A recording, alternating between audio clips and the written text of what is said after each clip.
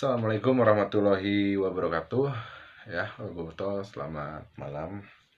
Di video kali ini saya mencoba membahas formasi 3-4-3 yang pernah diterapkan Luis Milla ya, khususnya di musim kemarin dan 3 laga awal Persib ya di musim ini. Kenapa saya baru membahas? Ya karena Luis Milla udah nggak di Persib lagi. Kalau misalnya kemarin dibahas, takut ada pro dan kontra ya. Pasti ada aja yang bilang tong dibuka atunya formasinya tong dibocorkan. Tapi kan setiap tim punya tim analis. Jadi apalagi mereka yang lisensinya juga luar biasa ya, bukan lisensi bawah lagi. Jadi pada saat hal-hal seperti ini di liga itu udah biasa dianalisisnya. Cuman saya sekarang mencoba membahas formasi 3-4-3 yang menurut saya anti klimaks ya di Persib bersama Luis Milla ini. Di awal luar biasa Luis Milla kedatangannya. Luis Milla bukan pelatih kacangan, tapi menurut saya anti klimaks saat di Persib, karena ya di akhir-akhir liga sepertinya 3-4-3 menurut saya kurang efektif ya. Jadi akan menurut saya pun monoton gitu kan. Jadi ini ya, kita mulai bahas ya. 3-4-3 itu diisi oleh satu kiper, 3 pemain belakang di sini sifatnya atau fungsinya sebagai center back, 3 center back. Kalau di 4-4-2 ini hilangkan, ada fullback kiri, fullback kanan, 2 center back. Kalau sekarang Luis Milla pakai 3 center back, berbeda dengan 3-5-2 di era 90-an. 3 pemain belakang yang di tengah ini, satu lagi posisinya libero agak ke belakang ya. 2 ini disebut stopper. Libero sweeper, penyapu, atau tugasnya memotong bola yang lepas dari 2 stopper ini. Tapi di 3-4-3 Luis Milla sejajar. Kemudian ada 2 gelandang tengah, kita sebutnya 2 gelandang tengah aja biar mudah. 2 gelandang sayap. Terus di depan ada penyerang sayap kanan dan kiri dan 1 target man. Ya, ini formasi 3-4-3 pada saat kick off. Nah, kemudian bertransformasi menjadi pada saat menyerang ya. Pada saat menyerang bertransformasi menjadi 3-2-5. Ini sering kejadian. Saya bahkan punya fotonya. Pada saat laga pertama saya nonton langsung di stadion. Pada saat Persib menyerang, formasinya menjadi seperti ini. Ya, kiper agak naik. 3 pemain belakang yang tadinya jaraknya dekat, kemudian menjadi melebar. Karena prinsip pada saat menyerang, tim pasti melakukan spread out atau melebar, membuka ruang. Nah, 3 pemain belakang ini seperti ini posisinya. Kemudian 2 di gelandang, 2 di tengah ini posisi masih diisi oleh 2 gelandang. 2 gelandang sayap yang asalnya sejajar dengan 2 gelandang tengah ini ikut membantu penyerang sayap di sini, dan 1 targetman tetap di sini. Yang menjadi pertanyaan atau yang menjadi menurut saya monoton, bahkan sempat di Bobotoh juga bilangnya clock sentris ya. 2 gelandang tengah ini diisi oleh 2 gelandang yang memiliki karakternya sama. 2 DMF ya, DMF defensive midfielder, 2 gelandang bertahan. Tidak ada playmaker di sini. Sehingga pada saat salah satu gelandang kuasai bola, terutama Klok, pilihannya adalah long ball ke area yang dianggap kosong, ke sayap kiri, sayap kanan, atau langsung ke depan. Hal itu menjadi mudah dibaca oleh lawan ya. Bahkan Bobotoh juga bisa menilai ya, yang bukan seorang pelatih, bukan seorang stakeholder sepak bola. Jadi disebut clock sentris, dan memang betul ya. Pada saat bola ke Klok, baru Klok yang melakukan variasi serangan ke depan. Satu lagi gelandang bertahan, kadang Irianto, kadang Robby Darwis atau Dalam menjadi penyeimbang. Karena Beckham yang tipenya playmaker malah sering dipasang di sayap kiri atau sayap kanan. Oke, fungsi 2 gelandang ini mungkin bisa kita simpulkan kebaca dengan variasi serangan yang hanya long ball aja ya. Nah, di sayap atau masih kita bahas di tengah ya. Seandainya Persib punya salah satu playmaker, di sini diisi oleh salah satu playmaker aja. Bolehlah di sini Klok gelandang bertahannya atau Irianto, tapi satu playmaker itu variasi serangannya bakal lebih bervariasi, bukan cuma langsung bola-bola ke sayap aja, tapi misalnya di sini ada pemain belakang lawan, kita berharap ada pemain gelandang yang seperti Firman Utina atau Konate.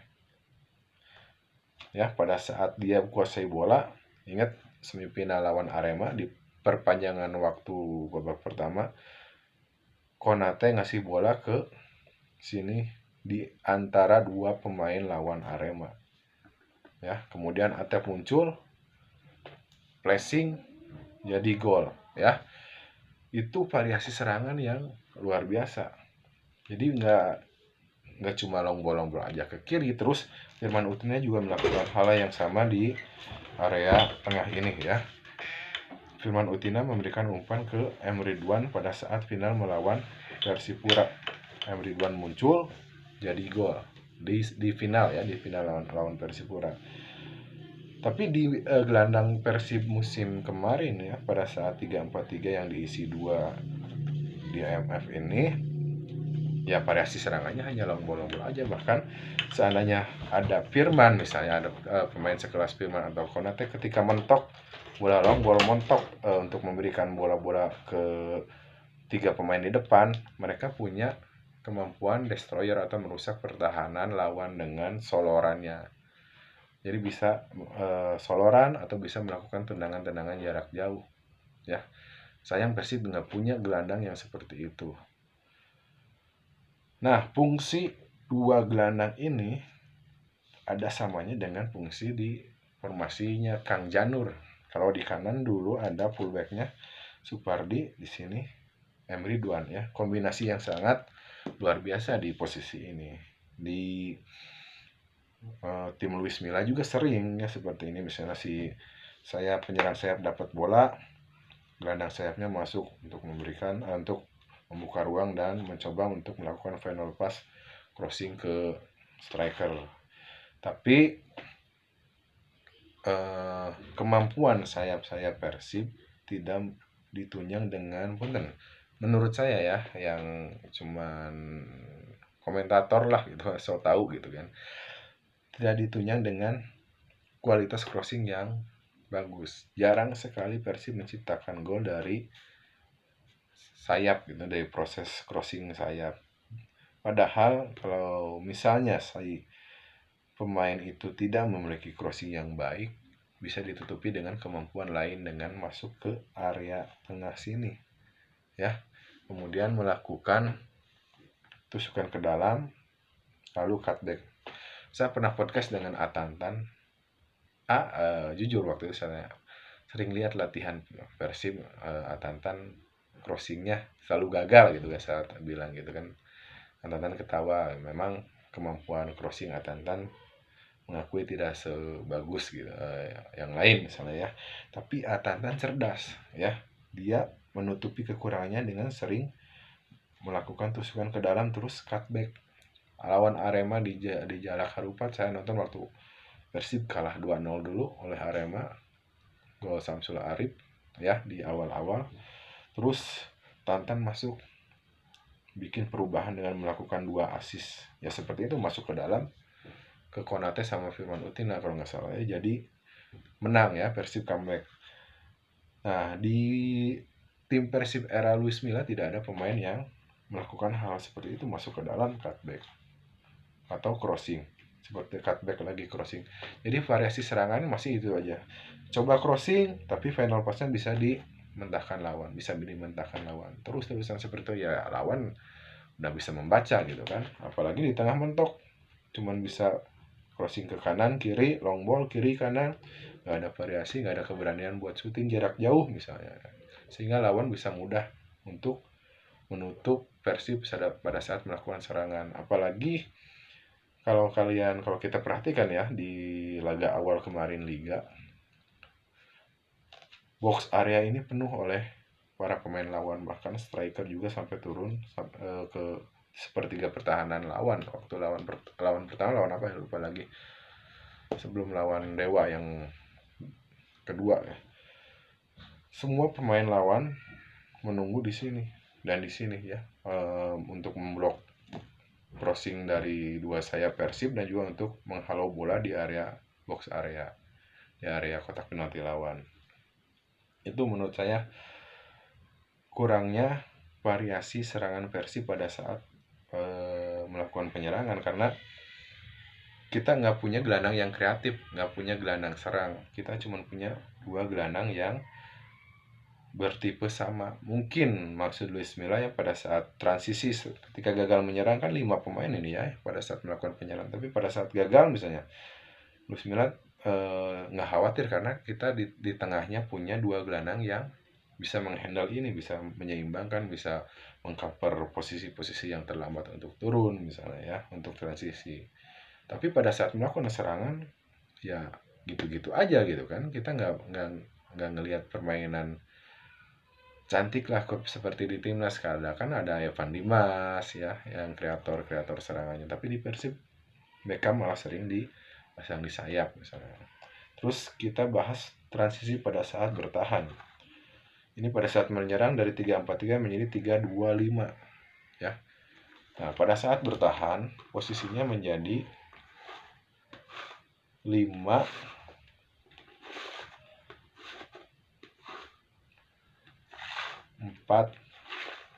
1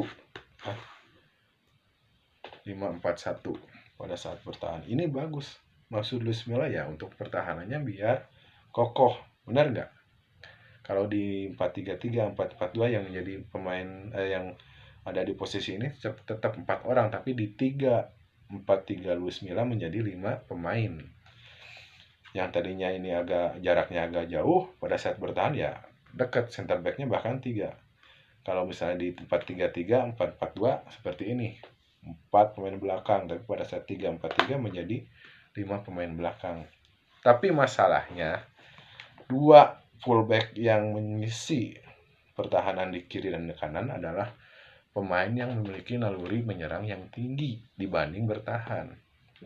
Dua gelandang sayap di sini sering diisi Preds misalnya, Rian ataupun bukan Ciro, beberapa pemain yang tipikalnya menyerang ya, katakanlah Preds, Rian misalnya. Pada saat mereka bertahan, posisi kemampuan bertahannya, naluri bertahannya pasti tidak sekuat Sato